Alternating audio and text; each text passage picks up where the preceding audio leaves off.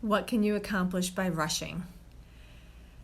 So this is very poignant for this time in society. I mean, we constantly have information coming at us, and we're always trying to get things done because we never get a break. We always have information with our cell phones right in our hand coming at us.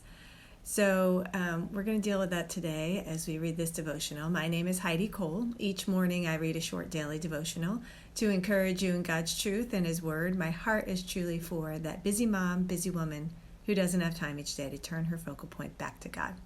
I've been there. Okay, sit quietly in my presence while I bless you.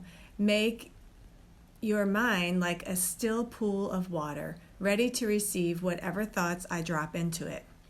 Rest in my sufficiency as you consider the challenges this day presents. Do not wear yourself out by worrying about whether you can cope with the pressures.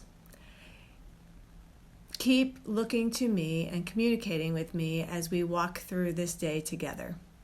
Take time to rest by the wayside, for I am not in a hurry. A leisurely pace accomplishes more than a hurried striving. When you rush, you forget who you are and whose you are. Remember that you are royalty in my kingdom. And Psalms 37 verse 7, be still before the Lord and wait patiently for Him. Do not fret when people succeed in their ways, when they carry out their wicked schemes.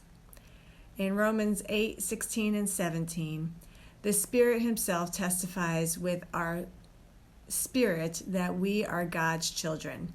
Now, if we are children, then we are heirs, heirs of God and co-heirs with Christ, if indeed we share in His sufferings, in order that we may also share in His glory. And 1 Peter 2:9, but you are a chosen people, a royal priesthood, a holy nation, God's special possession, that you may declare the praises of Him who called you out of darkness into His wonderful light. So what are you accomplishing by rushing? So God is telling us here to sit quietly in God's presence, and He will bless us. And at the end of the devotional, we're told not to rush or be hurried because we forget who we are and whose we are. So this is very eye-opening to me because, like I said in the beginning, we have so much information coming at us all the time, and I tend to rush through some things, and what winds up happening is then I'll make mistakes. So, not only is God telling us this for our time with Him, but He's telling us through everything we do in life is we need to take our time. And when I take my time and think through things, I tend not to make those mistakes. So think through what you're doing. But I love here at the end where it reads, a leisurely pace accomplishes more than hurried striving or rushing. And who is guilty of that? Who is guilty of, rushing through things? Put an emoji in the comments if you tend to do that also.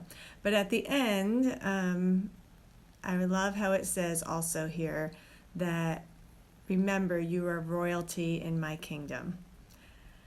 So it ended with that, and I thought that was interesting because that sounds really special to be considered royalty in God's kingdom.